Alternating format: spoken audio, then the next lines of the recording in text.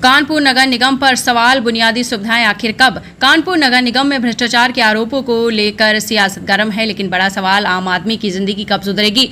न शुद्ध पानी, न साफ हवा, न गुणवत्तापूर्ण सड़कें, जबकि ये नागरिकों की बुनियादी जरूरतें हैं। मेयर प्रमिला पांडे के उस बयान ने भी व्यवस्था पर सवाल खड़े किए, जिसमें उन्होंने अधिकारियों के काम न करने की बात कही। अगर नगर निगम का प्रशासनिक बेबस नजर आए तो शहर की जिम्मेदारी कौन संभालेगा? आज सवाल नहीं उठाया तो कल आने वाली पीढ़ी पूछेगी, जब सब देख रहे थे तब आप चुप क्यों थे? कानपुर नगर निगम में भ्रष्टाचार के आरोपों को लेकर सियासत गर्म है। हर दिन नए खुलासे और आरोप प्रत्यारोप सामने आ रहे हैं, जिससे प्रशासनिक व्यवस्था पर गंभीर सवाल खड़े हो गए हैं। लेकिन बड़ा सवाल आम आदमी की जिंदगी कब सुधरेगी? शहर के कई इलाकों में आज भी लोग बुनियादी सुविधाओं के लिए जूझ रहे हैं। न शुद्ध पानी, न साफ हवा, न गुणवत्तापूर्ण सड़कें, न नियमित कूड़ा उठान की व्यवस्था, न ही जल भराव की स्थायी समस्या का समाधान, जबकि नागरिकों की बुनियादी जरूरतें हैं। इनके बिना जीवन की गुणवत्ता भी कल्पना नहीं की जा सकती। गर्मी हो या बरसात, लोगों को हर मौसम में परेशानी का सामना करना पड़ता है। मेयर प्रमिला पांडे के उस बयान ने भी व्यवस्था पर सवाल खड़े किए, जिसमें उन्होंने अधिकारियों के काम न करने की बात कही। अगर नगर निगम का प्रशासनिक बेबस नजर आए तो शहर की जिम्मेदारी कौन संभालेगा? आज सवाल नहीं उठाया तो कल आने वाली पीढ़ी पूछेगी, जब सब देख रहे थे तब चुप क्यों थे?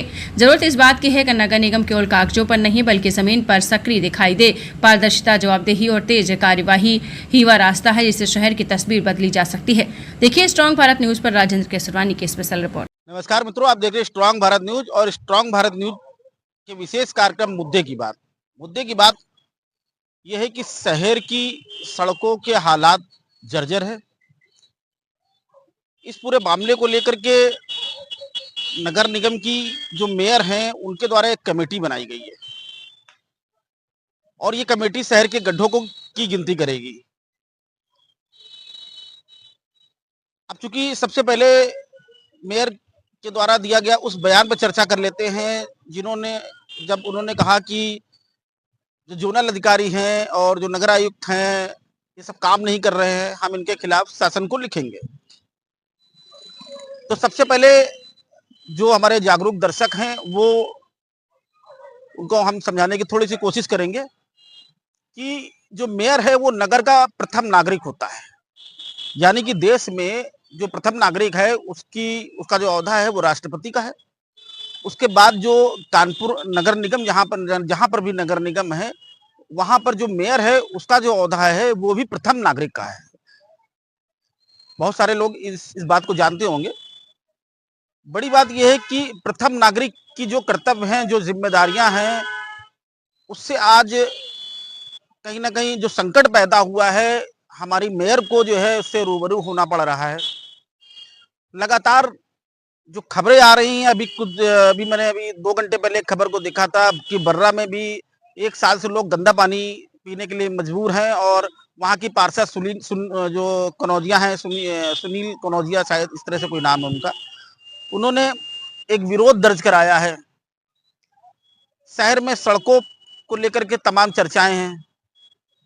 बड़ी बात यह है कि कानपुर का जो नागरिक है आज वो सीधे तौर से मेयर से सवाल ये पूछना चाहता है कि मेयर साहब, अगर आपके अंदर अधिकार नहीं है तो आप अपना इस्तीफा दे दीजिए, क्योंकि अगर आप शासन को लिखेंगी वो प्रक्रिया बहुत लंबी जाएगी और जाहिर सी बात है ये जो जिनकी वजह से ये पूरी अव्यवस्था है वो कहीं ना कहीं मलाई काटते रहेंगे। तो एक चुनौती का विषय ये है मेयर के सामने कि उनका कहना है कि शासन को लिखेंगे। बड़ी बात यह है कि शासन को लिखेंगे, आप मेयर की क्या ताकत होती है, मेयर के क्या अधिकार हैं जनता के सामने, उसको भी आकर के उनको बताना चाहिए। और अगर वो आकर के बताएंगे तो मुझे लगता है कि एक जो मेयर है उनको एक गरिमामयी मेयर के रूप में लोग देखेंगे कि भाई क्या समस्या आ रही है, शासन को क्यों लिखेंगे, आपके पास क्या अधिकार नहीं है इन अधिकारियों को सस्पेंड करने का? क्या आपके पास कोई ऐसी ताकत नहीं है कि कानपुर को एक सुदृढ़ यातायात व्यवस्था आप दे सके?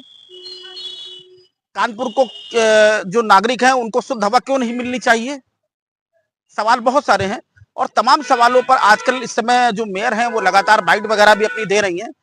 लेकिन जो प्रमुख चीजें हैं कि जैसा कि उन्होंने बताया कि शासन को लिखेंगे, ये एक बड़ी बात है। मुझे लगता है कि मेयर को आकर के इस पे अपना स्पष्टीकरण देना चाहिए। और आप बाई तरफ देख रहे होंगे कि शहर के हालात कैसे हैं कि आए दिन जो है गड्ढे में लोग गिर रहे हैं। और शहर की सड़कों में कंक्रीट पड़ी हुई है, कंक्रीट से गाड़ियां स्लिप हो रही हैं। आप देखिए हमारी तरफ जो ये वीडियो चल रहा है उसमें आप देखिए कितनी कंक्रीट्स हैं। और इस वीडियो में आप ये भी देख सकते हैं कि कितना लोग चुटहिल भी हो रहे हैं, क्योंकि लगातार इन व्यवस्थाओं से लोग चुटहिल भी हो रहे हैं। तो सवाल ये है कि कानपुर का नागरिक तमाम प्रकार के कर देने के बावजूद अपने अधिकारों को वो क्यों नहीं ले पा रहा है?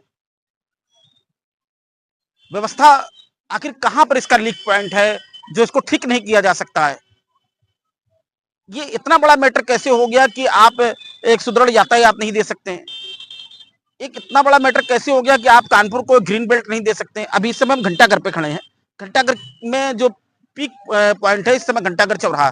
हम अपने कैमरा पर्सन से कहेंगे थोड़ा उस तरफ भी दिखाएं कि किस तरह से यहाँ की जो व्यवस्था है, ये घंटाघर चौराहा है, प्रॉपर यहाँ पे ग्रीन बेल्ट होनी चाहिए, लेकिन कहीं पर भी ऐसा नहीं है। यहाँ पर कूड़े के कई जगह जो है ढेर लगे हुए हैं।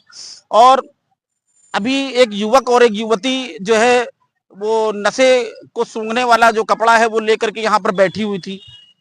तो कहने का मतलब ये है कि आप किस तरीके से शहर को बढ़िया यातायात दे पाएंगे और अपराध मुक्त शहर बनाएंगे?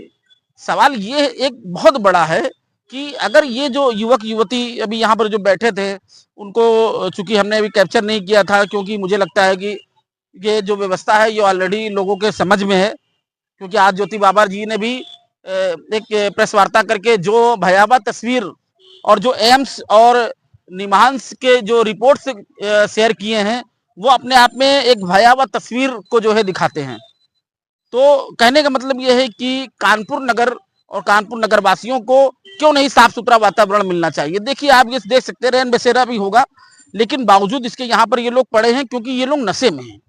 और नशा एक बहुत बड़ा कारण है कि वो देखिए किसी भी समय एक्सीडेंट हो सकता है, इसके पैर पे गाड़ियां चल सकती हैं, कोई भी बड़ी घटना हो सकती है।